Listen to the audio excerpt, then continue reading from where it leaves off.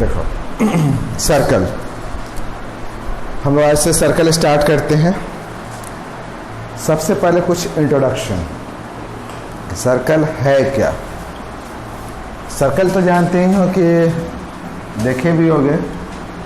Circle में कुछ basic चीज़ें क्या है जो होना ही चाहिए था। सबसे पहले तो सर्कल में एक सेंटर होता है, सेंटर से हम एक लाइन लेते हैं और फिर उसी के हेल्प से हम लोग पूरा एक सर्कल बनाते हैं। ये सेंटर हुआ और यहाँ से यहाँ तक का डिस्टेंस को हम लोग रेडियस करते हैं।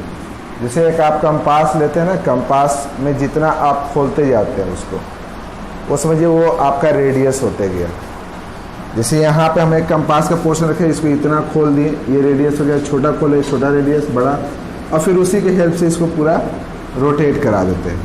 ये इसका सेंटर है और ये आपका इसका रेडियस है। रेडियस अगर छोटा बड़ा हुआ तो सर्कल छोटा बड़ा होगा। तो यहाँ से यहाँ तक के लेंथ को हम लोग रेडियस करते हैं। ये तो तुमको पता ही होगा सबको, कोई नई बात नहीं है। अब मान लो कि हम, अच्छा ये जो तुमको लाइन नज़र आ रहा है पूरा बाउंड्री, इस बाउंड्री को हम लोग सरकमफ्रेंस कहते हैं। ये जो बाउंड्री है ये आपका सरकमफ्रेंस है, सरकमफ्रेंस, फायरेंस या सरकमफायरेंस।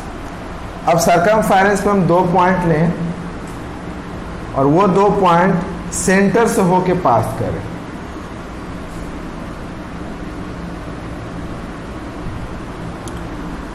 ये एक पॉइंट लिए और जस्ट एक नीचे पॉइंट लिए। ये दोनों पॉइंट को हम मिलाएं और ये दोनों पॉइंट सेंटर से हो करके पास किया, तो इसी लाइन को हम लोग डायमीटर कहते हैं। तो अब देखो अगर डायमीटर आपका, तो यहाँ से यहाँ एक रेडियस और यहाँ से यहाँ एक रेडियस, दो रेडियस को मिलाकर डायमीटर बनता है। तो ये आपका सरकमफायरेंस है।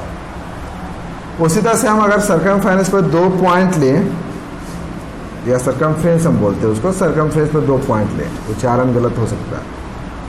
तो सरकमफ्रेंस पर 2 पॉइंट लेते हैं, दोनों को मीट करते हैं, बट इस बार क्या है कि वो सेंटर से पास नहीं किया है, तो इसको हम लोग कॉर्ड कहते हैं। ये भी आपका एक कॉर्ड है, मतलब कि सरकमफेरेंस को 2 पॉइंट को मिलाने वाला लाइन को हम कॉर्ड कहते हैं। तो एक तरीके से ये भी आपका कॉर्ड है।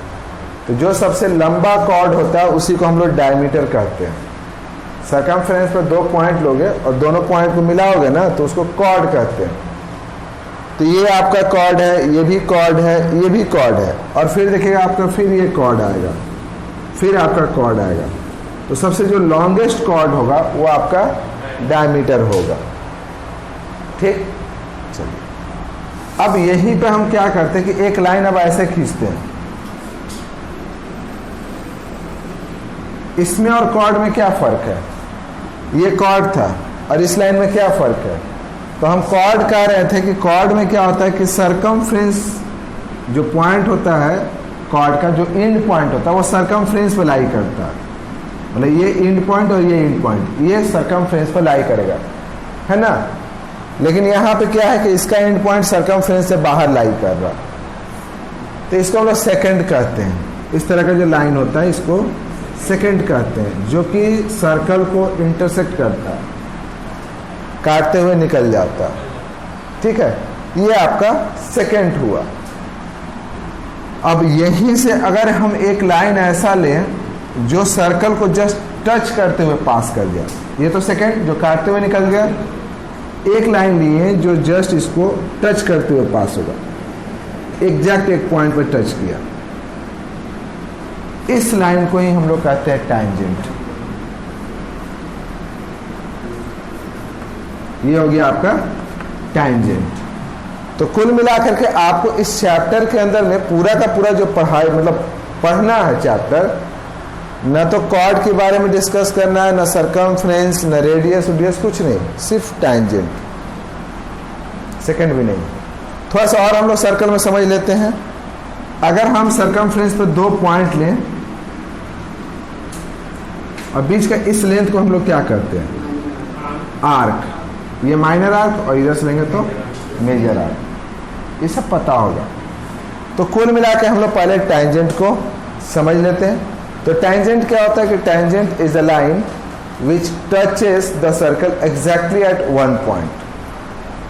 टेंजेंट एक ऐसा लाइन है जो सर्कल को एग्जैक्ट एक पॉइंट पर टच करेगा। अब हम सोचो कि ऐसे अगर हम खींच दिए, ये टेंजेंट नहीं ना हुआ क्योंकि ये सर्कल को दो जगह टच किया, यहां भी और यहां भी। अब आप सोचिए कि ये मान लिए मेरे पास एक सर्कल है,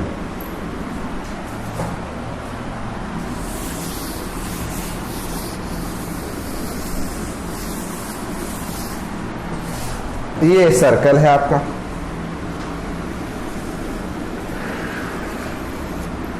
ठीक। अब इस पॉइंट से आप कितना टेंजेंट ड्रॉ कर सकते हैं? एक पॉइंट है, इस पॉइंट से आपको टेंजेंट ड्रॉ करना है सर्कल पे। आप कितना टेंजेंट ड्रॉ कर सकते हैं? मैक्सिमम 2। तो एक आप ज्यादा से ज्यादा खींचिएगा, ऐसे खींचिएगा, और एक आप खींचिएगा नीचे। तो एक पॉइंट से हम मैक्सिमम 2 टेंजेंट ड्रॉ कर सकते हैं, 2 से ज्यादा हम ड्रॉ नहीं कर सकते। एक सर्कल पे हम कितना सेकंड ड्रॉ कर सकते हैं? सेकंड। अभी तो हम टेंजेंट बोले ना, एक सर्कल पे हम 2 टेंजेंट ड्रॉ कर सकते हैं, तो सेकंड, एक सर्कल पे कितना सेकंड ड्रॉ कर सकते हैं? इनफाइनाइट। सेकंड तो हम यहाँ पे कहीं से भी ऐसे खींच दिया, ऐसे ऐसे खींच चलो। एक सर्कल में कितना रेडियस ड्रॉ कर सकते हैं? इनफाइनाइट। एक सर्कल में कितना डायमीटर ड्रॉ कर सकते हैं? Diameter, infinite. लेकिन एक सर्कल पे टेंजेंट सिर्फ एक पॉइंट से मैक्सिमम 2 खींच सकते हैं, 2 से ज्यादा नहीं खींच सकते। अब यहां पे कुछ थ्योरम है जो हम लोग आगे के चैप्टर में पढ़ेंगे। पहले हम आपको पूरा का पूरा इंट्रोडक्शन दे रहे हैं। तो पहले तो आप देख रहे हैं कि एक पॉइंट से 2 टेंजेंट ड्रॉ कर सकते हैं। जो ये सर्कल है ना, जहां पे मतलब ये जो टेंजेंट है सर्कल को जिस पॉइंट पे टच किया, इसको हम लोग कहेंगे पॉइंट ऑफ टेंजेंट। यहां पे कहेंगे पॉइंट ऑफ टेंजेंट। इस पॉइंट से इस पॉइंट ऑफ टेंजेंट के बीच का जो लेंथ होता है उसको लेंथ ऑफ टेंजेंट कहेंगे, ठीक है ना। अब एक ही कॉमन पॉइंट से 2 टेंजेंट ड्रॉ किए हैं, दोनों का लेंथ इक्वल होगा, मतलब यहां से इसका लेंथ और यहां से इसका लेंथ इक्वल होगा। आगे हम लोग तो प्रूफ करेंगे, बस अभी आपको याद रहे कि एक पॉइंट से खींचा गया जो टेंजेंट होता है वो इक्वल होता है। फॉर एग्जांपल मान लो कि हम यहाँ पे एक पॉइंट लेते हैं और फिर यहाँ से एक ऐसे खींच देते हैं, तो तुम जान लो कि ये एक टेंजेंट और फिर यहाँ से एक टेंजेंट, ये लेंथ और ये लेंथ आपस में क्या होगा? इक्वल होगा। एक थ्योरम। दूसरा है कि अगर मान लें कि मेरे पास एक सर्कल है, एक टेंजेंट खींचे, ये आपका पॉइंट ऑफ टेंजेंट है। इस पॉइंट ऑफ टेंजेंट को अगर सेंटर से मिलाओगे, ये पॉइंट ऑफ टेंजेंट को सर्कल से मिलाओगे, ये परपेंडिकुलर होगा हमेशा। जैसे यहाँ पे अगर मान लो यहाँ सेंटर है, इसको ऐसे मिलाओगे तो ये क्या होगा? यहाँ से मिलाओगे तो क्या होगा? जैसे ये है, इसको मिलाओगे तो क्या होगा? तो पॉइंट ऑफ टेंजेंट को अगर हम सेंटर से मिलाते हैं तो वो परपेंडिकुलर होता है। तो ये 2 थ्योरम, दोनों थ्योरम में से कोई भी एक थ्योरम आपके सीबीएसई के बोर्ड एग्जाम में पूछता है। तो सबसे पहले हम लोग इस थ्योरम को समझते हैं, फिर इस थ्योरम को समझते हैं, और फिर इसके बेसिस से बाकी सारा आपका प्रूफ होते चला जाएगा। आपका जो इस चैप्टर के अंदर में मैक्सिमम जो क्वेश्चन बनेगा, मैक्सिमम मतलब मान लीजिए मोर देन 80 to 90% क्वेश्चन इसी पे बनेगा। तो पहले हम लोग थ्योरम डिस्कस करते हैं, ठीक है? चलिए,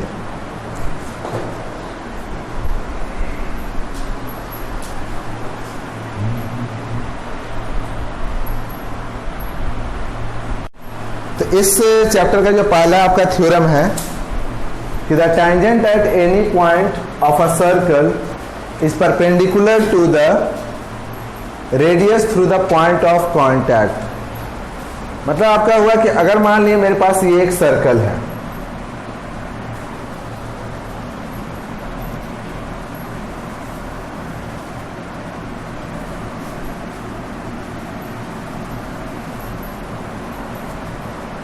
लेट्स मान लीजिए सर्कल है, हुज सेंटर इज ओ।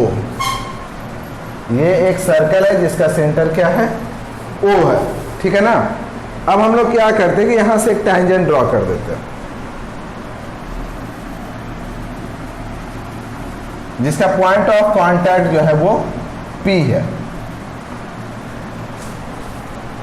ठीक है ना। ये O एक सेंटर है और P जो है पॉइंट ऑफ कांटेक्ट है। तो कह रहे हैं कि O को अगर पॉइंट ऑफ कांटेक्ट से अगर मिला दिए तो ये परपेंडिकुलर होगा। ये हमको यही प्रूव करना है कि OP जो है वो परपेंडिकुलर है। तो the tangent at any point of a circle perpendicular to the radius through the point of contact, मतलब हमको ये प्रूव करना है कि OP इज परपेंडिकुलर। मान लीजिए ये लाइन आपका है AB,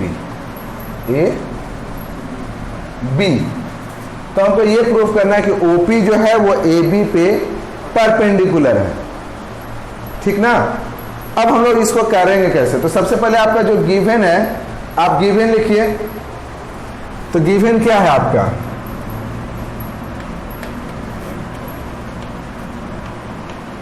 a circle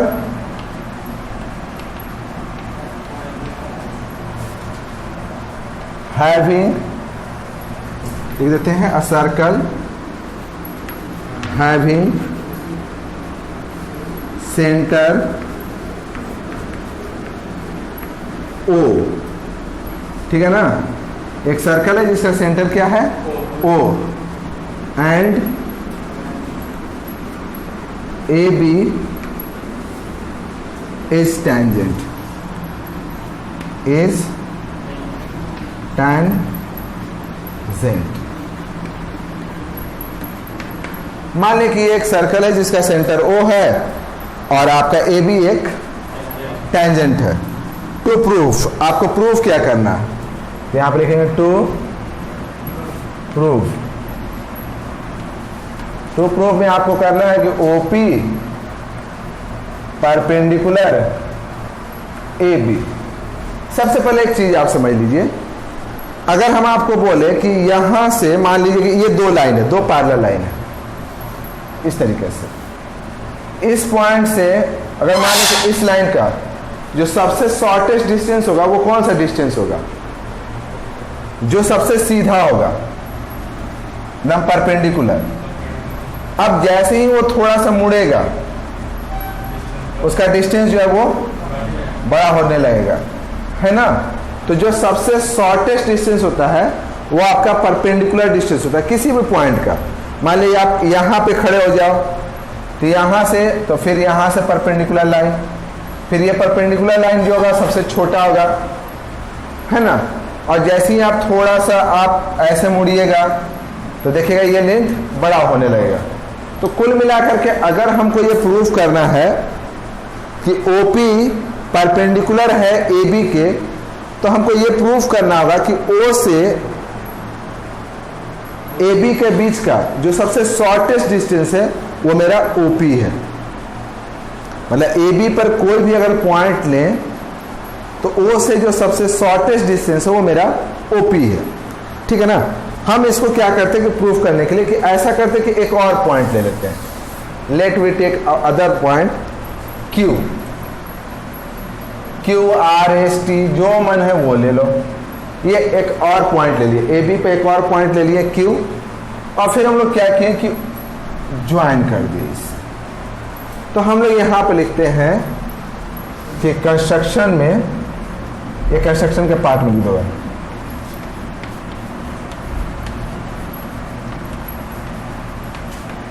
late we take other point,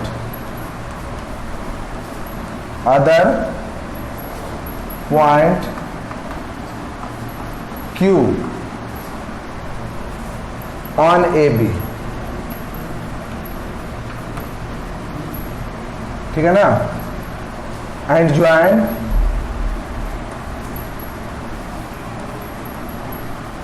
OQ। एक दूसरा पॉइंट लिया फिर दोनों को ज्वाइन कर दिया। यहां पे एक पॉइंट में ये जो जिस सर्कल पर जिस जगह पर टच किया इसको हम लोग मान लेते हैं R। अब हम लोग प्रूफ में आते हैं। ये बताओ कि OR बड़ा होगा कि OQ बड़ा होगा? हाँ, तो हम लोग देख रहे हैं कि वहां से कि OR स्मॉलर देन OQ।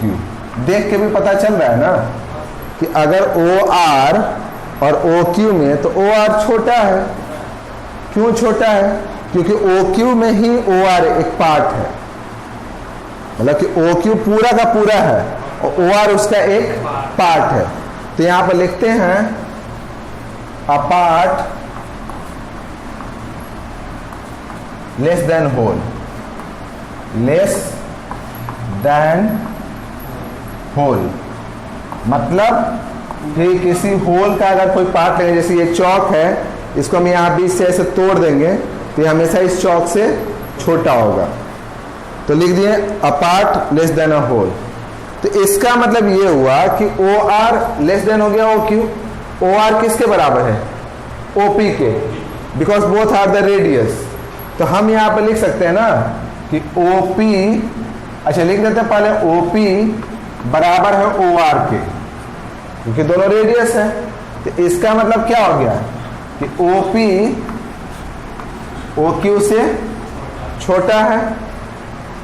इसका मतलब कि OP is a shorter than OQ, और इसका मतलब है कि OP is the shortest distance between the point O to the line AB। मतलब O से AB के बीच में लिया हुआ कोई भी लाइन में सबसे शॉर्टेस्ट जो है वो आपका कौन सा है? OP है। तो इसका मतलब वो परपेंडिकुलर है। तो हम लोग वहां पे यही लिखते हैं कि 10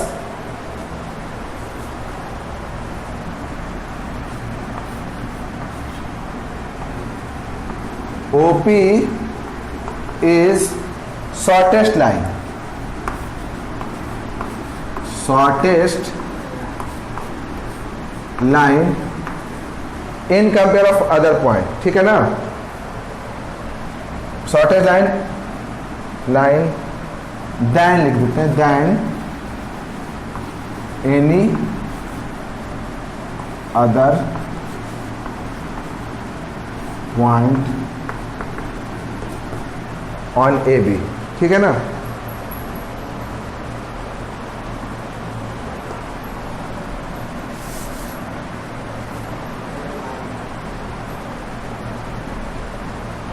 क्या हुआ?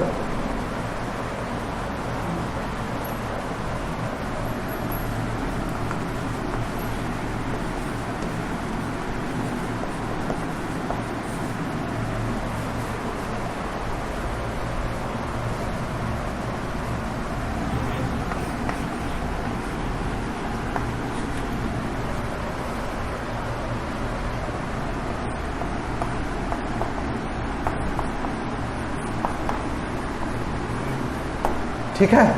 तो हम लोग क्या लिख दिए कि 10 OP is the shortest line than any other line joining to any point of AB। मतलब कि अब O को, अब AB पे कोई भी पॉइंट ले लो। अब तुम यहाँ पे Q लिए तो S ले लो, T ले लो, U ले लो, V ले लो, उसमें सबसे शॉर्टेस्ट जो होगा वो आपका OP होगा।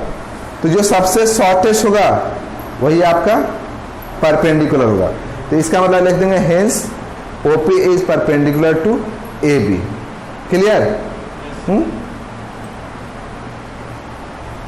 यहां पे मिटा के लिखे हैं that is OP perpendicular AB, because जो सबसे शॉर्टेस्ट होता है वही आपका परपेंडिकुलर होता है। क्लियर? चलो, हैं?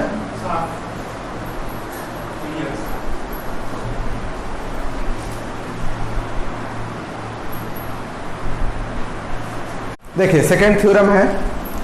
इससे पहले वाला थ्योरम में तो पढ़ रहे थे कि अगर हम लोग परपेंडिकुलर मतलब जो होता है ना कि सेंटर से अगर पॉइंट ऑफ कांटेक्ट, टेंजेंट के पॉइंट ऑफ कांटेक्ट को मिला दिया जाए तो परपेंडिकुलर होता है। अब ये सेकेंड थ्योरम कहता है कि अगर हमारे पास एक सर्कल है, लेट्स ये एक सर्कल है, कोई भी एक्सटर्नल पॉइंट है P, P से हम मैक्सिमम 2 टेंजेंट ड्रॉ कर सकते हैं। तो लेट हम एक ड्रॉ किए टेंजेंट AP और एक और टेंजेंट ड्रॉ किए BP। तो क्वेश्चन का ही रहा, मतलब कि थ्योरम ये कह रहा है कि the length of tangent drawn from an external point to a circle are equal. तो तुमको प्रूव करना है कि P से अगर हम 2 टेंजेंट ड्रॉ किए हैं तो दोनों का लेंथ इक्वल होगा। तो इससे पहले वाला थ्योरम में हम प्रूव कर चुके हैं कि जो टेंजेंट का पॉइंट ऑफ कांटेक्ट होता है, मतलब ये दोनों पॉइंट ऑफ कांटेक्ट है, इसको अगर हम सेंटर से मिला देंगे तो ये परपेंडिकुलर होता है। ये ऑलरेडी पढ़ चुके हैं, मतलब अगर हम इसको ऐसे ज्वाइन कर देते हैं तो ये दोनों क्या होगा, परपेंडिकुलर होगा, ठीक है ना।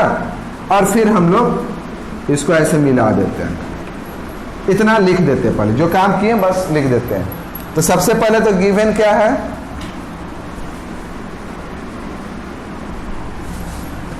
गिवन है a circle having center O, center O, 2 tangent drawn, 2 tangent drawn from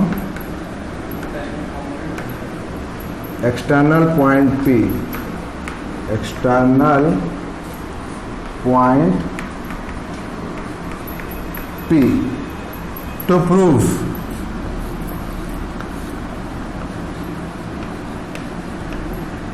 proof क्या करना है, AP इक्वल्स टू BP, ठीक है। कंस्ट्रक्शन कर देते हैं, तो कंस्ट्रक्शन में क्या लिखेंगे, construction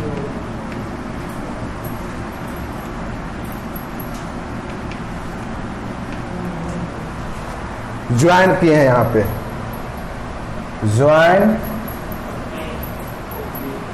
AO BO PO, AO BO और PO सबको हम ज्वाइन कर दिए। प्रूफ वाला पार्ट में आते हैं, प्रूफ वाला पार्ट में आते हैं। 2 ट्रायंगल ले लेते हैं, एक ट्रायंगल लेते हैं OAP और एक ट्रायंगल लेते हैं OBP, OAP और OBP, ठीक है ना। तो पहले लिखेंगे in triangle OAP and triangle OBP, ठीक है। अब यहां से हम दोनों ट्रायंगल को कॉन्ग्रुएंट करेंगे, मतलब यहां से सिंपल से बात है, ये वाला जो ट्रायंगल है, ये जो तुमको ट्रायंगल नजर आ रहा है ना, इसको ऊपर लाके कॉन्ग्रुएंट करेंगे। कॉन्ग्रुएंट करना भी बहुत आसान है। देखिए OA बराबर OB इक्वल रेडियस, OP बराबर OP कॉमन, और हम पढ़ चुके कि एंगल OAP बराबर OBP 90 डिग्री, ये 90 डिग्री, ये 90 डिग्री। तो RHS से दोनों कॉन्ग्रुएंट हो गया। RHS क्यों, क्योंकि राइट एंगल है, सामने में हाइपोटेनस, दोनों का हाइपोटेनस इक्वल और एक साइड इक्वल, तो RHS से दोनों कॉन्ग्रुएंट, कॉन्ग्रुएंट हो गया। तो सिंपलिसिटी से हम AP बराबर BP लिख सकते हैं। तो कॉन्ग्रुएंट करना है तो पहले लिखे in triangle OAP and OBP। अब यहां पे क्या है, OA बराबर OB, क्यों, इक्वल रेडी। दूसरा लिखेंगे OP इक्वल टू OP, क्यों, कॉमन है। और तीसरा angle OAP equal angle OBP, right angle. तुम चाहो तो इसके बारे में पहले लिख सकते हो, पहले लिख देना कहीं पे कि मतलब कि जो पॉइंट ऑफ कांटेक्ट को हम मिलाते हैं तो वो 90 डिग्री होता है, वो लिख करके तब ये लिख सकते हो। तो फिर लिखे फ्रॉम, यहां पे क्या लिखेगा, from RHS, from RHS triangle OAP congruent triangle OBP, दोनों कॉन्गुरेंट हो गया।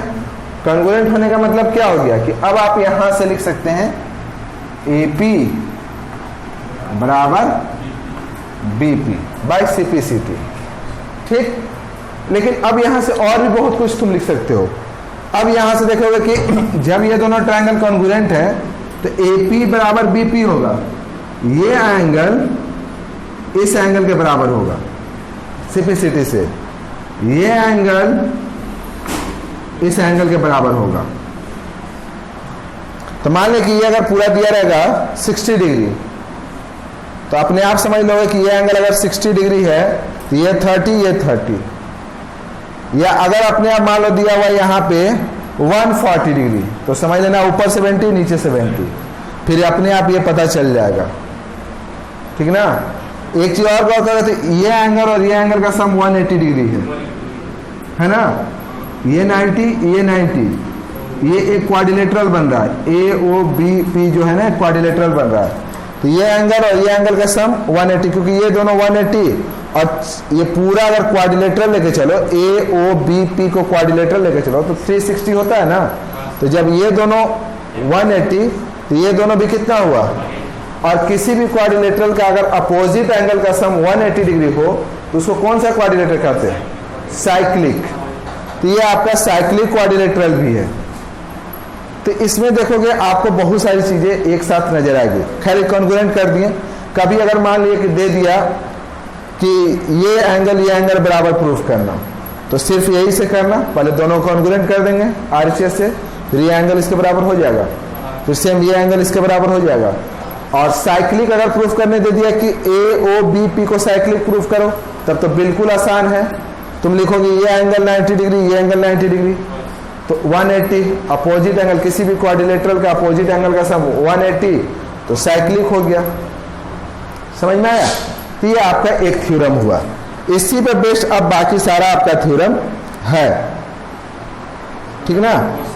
और हम पहले बोले ना कि अब तुम चाहो ना तो यहाँ पे, जैसे हम लोग यहाँ पे डायरेक्ट लिखे ना, तुम यहाँ पे लिख भी सकते हो, यहाँ पे मेंशन कर ही देना कि जो OA है वो परपेंडिकुलर है AP पे, और OB जो है वो परपेंडिकुलर है BP पे।